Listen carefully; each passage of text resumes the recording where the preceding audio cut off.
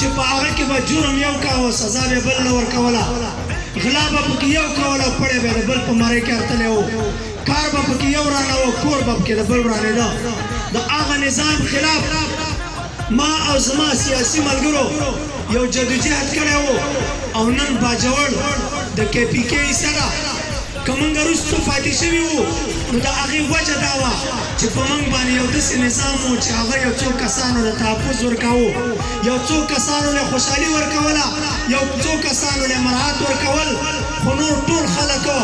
محرومه وو د هغو د ترقۍ سبب نه جوړېده نن زموږ د هغه جدوجهده دا نتیجه راووتله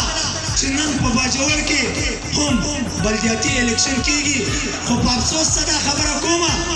چې هغه خلک بلدیاتي الیکشن ته رالی هغه خلکو اتحاد جوړ کړه کم خلک چې د افسیار حامیان وو هغه خلکو اتحاد جوړ کړه کم خلک چې د بلدیاتي الیکشن خلاف وو چېرې په دې کې په محلو او په کوڅو کې نوي ملکان راپورته کېږي ځوانان به راپورته کېږي او زما د کلي واک او اختیار به اخلي نن هغه خلک لګیا دي او ځان پېش کوي په دې طریقه باندې چېرې ماله وټ راکړه چې زه کامیاب شم ستا خدمت به کومه زه صرف یو تپوس کومه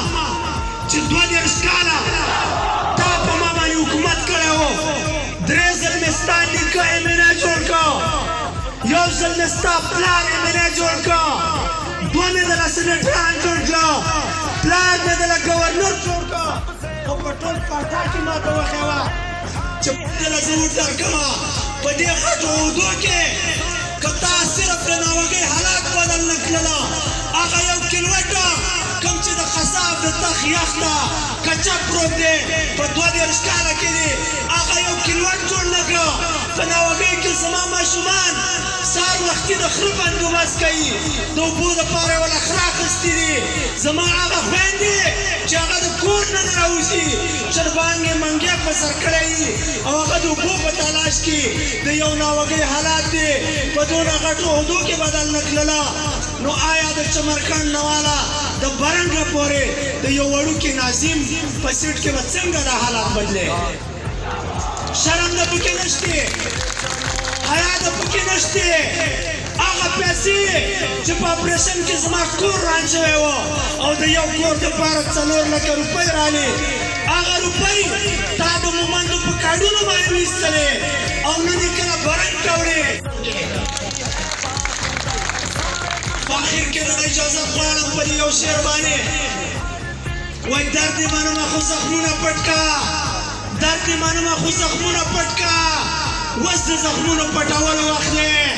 که جاړې جاړه خو په زړه دننه د خلکو مخکې د خندلو وخت دی سترګې که پټې ځان په زور وډکه